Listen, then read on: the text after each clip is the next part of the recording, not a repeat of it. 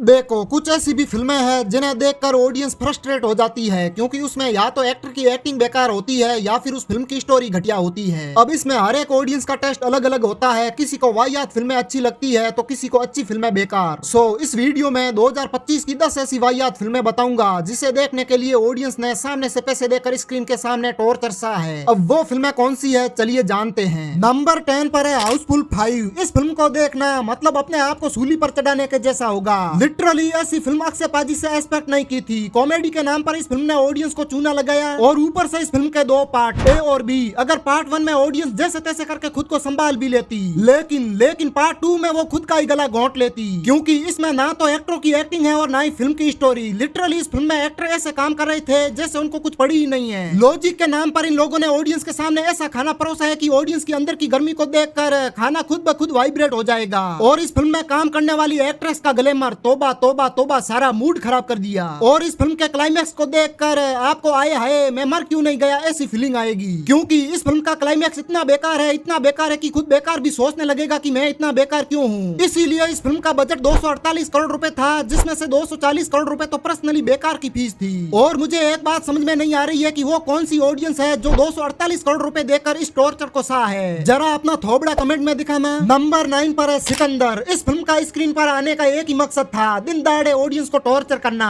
और ये फिल्म अपने मकसद से कामयाब भी हुई, क्योंकि इस फिल्म में मेन विलन सत्यराज नहीं बल्कि सलमान खान थे, जिन्होंने ऑडियंस के सामने विलन गिरी दिखा दी। अब सलमान खान इस फिल्म के विलन क्यों थे, क्योंकि ये भाई साहब फिल्म के सेट पर तब आते थे जब बाकी फिल्म के मेकर्स का सोने का टाइम होता था। मोटा मोटा बोले तो सलमान खान साउथ फिल्मों के डायरेक्टरों को अपनी जूती के नीचे रखना चाहते थे, और यह बात सिकंदर फिल्म से साबित भी हो गई। और इस फिल्म का बॉक्स ऑफिस पर बहुत ही बुरी तरीके से पिटने का कोई गैर जिम्मेदार है तो वो सलमान खान है, क्योंकि जिस फिल्म के सीन को दिन में शूट होना था वो सीन वीएफएक्स की मदद से रात को शूट किए गए। इससे फिल्म का जो क्राइटेरिया था वो बुरी तरीके से बेकार हो गया। और इस फिल्म में सल्लू भाई की एक्टिंग चुम्मा देने वाली एक्टिंग नहीं थी, क्योंकि इसमें भाईजान जबरदस्ती की एक्टिंग कर रहे थे और रश्मिका गुटखा खा के बोल रही थी। लेकिन फिर भी इस फिल्म का बजट 200 करोड़ रुपए होने के बावजूद भी बॉक्स ऑफिस पर 176 करोड़ रुपए का कलेक्शन किया। इसी बात पे लाइक ठोक दो लाइक। नंबर 8 पर है बेल्डस रवि कुमार। यह फिल्म उन लोगों को पसंद आएगी जो 90s के दशक की फिल्में देखा करते थे, खास करके हमारे दादाजी को, क्योंकि इस फिल्म के डायलॉग ऐसे हैं जिसे अगर आपने गलती से सुन लिया तो आप अपना खुद का ही डायलॉग भूल जाओगे और डायलॉग बोलने की जगह आप शायरी पहलने लग जाओगे। और सबसे खास बात, जो हरकत इस फिल्म के सीन में होगी वही हरकत रियल में हमारे साथ होगी। मतलब जब भी बेल्डस रवि कुमार फिल्म में कटर मशीन से गुंडों को काटता है तो वो गुंडों को नहीं काटेगा बल्कि ऑडियंस के सामने उन्हीं की नसें काटेगा। बेल्डस रवि कुमार गन शूट तो फिल्म में करेगा, लेकिन उसमें से निकलने वाली गोली सीधी आकर ऑडियंस के दिल में चुभेगी। और फिल्म के सेकंड हाफ में जो बकैती हुई ना मेरे भाई, उस बकैती ने ऑडियंस को यह कहने पर मजबूर कर दिया,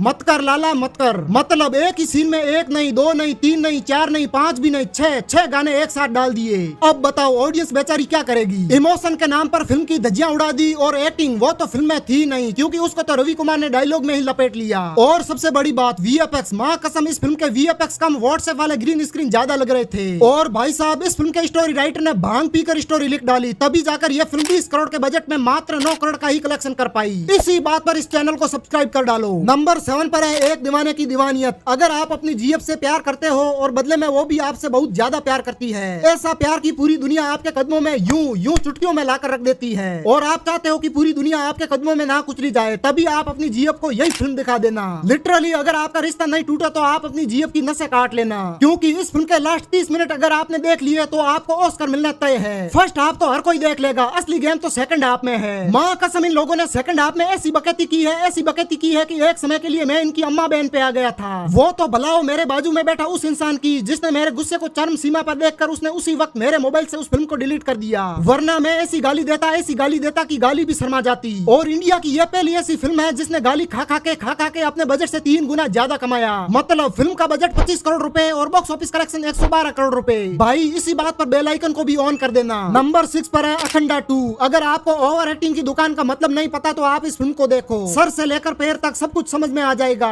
एक्शन ऐसे की राह चलती बुढ़ी भी इन्हें इस उम्र में देखकर भाव देने लग जाएगी। डायलॉग डिलीवरी ऐसी की जन्म लेने वाला बच्चा भी भगवान से रिक्वेस्ट करेगा कि भगवान जी मुझे इस युग में नहीं जाना। यंग एक्ट्रेस के साथ ठुमके ऐसे की ऑडियंस खुद ब खुद सोचने लग जाएगी कि बालैया का अभी भी काम कर रहा है क्या शरीर। मतलब इस उम्र में इस तरह ठुमके लगाना कोई इनसे सीखे। और इस फिल्म के फाइट सीक्वेंस ऐसे की ऊपर बैठे भगवान भी ये देखकर सोच में पड़ गए कि ये कब हुआ। भगवान से याद आया कि इस फिल्म में अब की बार विलन भी जादू टोने पर आ गया है। विलन की एक्टिंग ऐसी की खुद बालैया अपनी एक्टिंग भूल गया और हर एक सीन में स्लो मोशन। भाई साहब ऐसी फिल्म दिखाने से अच्छा है आप फिल्में करना ही बंद कर दो। इन्होंने अखंडा 2 फिल्म का ट्रेलर ऐसा काटा कि एक समय के लिए ऐसा लगा कि यह फिल्म बॉक्स ऑफिस फाड़ देगी, लेकिन जब फिल्म आई तब हग दिया, पूरी तरीके से हग दिया, क्योंकि फिल्म का बजट 200 करोड़ रुपए था, जो सिनेमेटोग्राफी से पता भी चलता है। लेकिन बॉक्स ऑफिस पर इस फिल्म ने 122 करोड़ का ही कलेक्शन कर पाई। इसी बात पे हाई बटन पर हथौड़ा मार दीजिए। नंबर 5 पर है कनप्पा। यह फिल्म भगवान से रिलेटेड है, इसलिए मैं गालियां नहीं दे सकता, वरना मैं ऐसी गाली दूं कि खुद भगवान आके मेरा साथ दे, क्योंकि यह फिल्म मेरे हिसाब से भगवान को भी पसंद नहीं आई होगी। कभी कभी लगता है कि मैं फिल्में देखना ही छोड़ दूं, फिर लगता है कि बस एक बार, फिर से मैं इस जाल में फंस जाता हूं और कनप्पा जैसी फिल्में देख लेता हूं। अब इस फिल्म की धोती खोलता हूं। देखो कनप्पा फिल्म ऐसी है कि खुद वीएफएक्स शर्मा जाए, क्योंकि उन्हें भगवान से बिना कोई मेहनत किए दर्शन मिल जाते हैं। और इनकी गुस्ताखी तो देखो, इतनी कम बजट में ये सब कुछ कर लेंगे। बेकार वीएफएक्स, बड़े एक्टरों का कैमियो और ऊपर से बॉलीवुड की फिल्मों में ज्यादातर यूज होने वाले गाने, जिनसे बॉलीवुड का धंधा चलता है। साउथ वालों ने सोचा कि क्यों ना हम भी इसी पेते को आजमाएं, लेकिन इन्होंने एक गलती कर दी, और वो है गॉड से रिलेटेड फिल्मों में गानों को यूज करना। इससे ऑडियंस का गुस्सा फूट पड़ा और फिल्म के हालात इस तरह कर दिए जैसे आदि पुरुष फिल्म के किए थे। और ट्रेलर रिलीज करते समय इन्होंने एक खतरनाक वाला दिमाग भी लगाया, प्रभास की छोटी सी झलक। इनको पता था कि फिल्म तो चलने लायक नहीं रही, क्यों ना प्रभास को दिखाकर ऑडियंस को थिएटर तक खींच लाए। और हुआ भी यूं, क्योंकि इस फिल्म का बजट 200 करोड़ रुपए था और बॉक्स ऑफिस पर इस फिल्म ने 46 करोड़ रुपए का ही कलेक्शन कर पाई, और ये हुआ प्रभास की वजह से। नंबर 4 पर है सन ऑफ सरदार 2। इस फिल्म को देखने से अच्छा है आप अर्जुन कपूर की एक फिल्म 20 बार देख लो। उठा ले रे बाबा उठा ले। इस फिल्म की कॉमेडी ऐसी है कि दूध पीते बच्चे को तो छोड़ो, हटा खट्टा खाना खाने वाला इंसान भी रोने लग जाएगा। उठा ले रे बाबा उठा ले। फिल्म की स्टोरी ऐसी है कि मुर्दा भी उठकर भगवान से रिक्वेस्ट करेगा कि उठा ले रे बाबा उठा ले, मेरे को नहीं रे। ऐसी फिल्म बनाने वालों को मेरी अजय देवगन सर से एक ही रिक्वेस्ट है कि आप ऐसी फिल्म बनाने से अच्छा है गुटखा खाने वाली एड बना लो। कम से कम गुटखा खा खा के धीरे धीरे हम अपने जीवन को न्योसावर कर देंगे, लेकिन इस तरह स्क्रीन के सामने टॉर्चर से के नहीं। उठा ले रे बाबा उठा ले। ट्रेलर रिलीज करते समय इनको पता भी था कि यह फिल्म थिएटर में नहीं चलने वाली, क्योंकि इन्होंने सन ऑफ सरदार 2 फिल्म के ट्रेलर में सन ऑफ सरदार 1 फिल्म के छोटे छोटे क्लिप भी ऐड किए थे। अब इनको यह करने की कहां जरूरत थी? अगर इनको खुद की स्टोरी पर भरोसा होता तो यह वाली हरकत कतई भी नहीं करते। उठा ले रे बाबा उठा ले। फिल्म में मुन्ना ठाकुर भी है। आए हाय इस हीरोइन की खूबसूरती। उठा ले रे बा। मतलब इस हीरोइन के द्वारा ऐसी फिल्म करने से अच्छा है घर बैठकर इंस्टाग्राम रील क्रिएट करें, हम आपको सपोर्ट करेंगे। और इस फिल्म पर साथी ठोक के 150 करोड़ रुपए फूके गए और बदले में ऑडियंस ने भीख के तौर पर साथी ठोक के 60 करोड़ वापस लौटा दिए। उठा ले रे बाबा उठा ले। नंबर 3 पर है मस्ती 4। इस फिल्म को देखने के बाद अगर आपका पानी नहीं छूट गया तो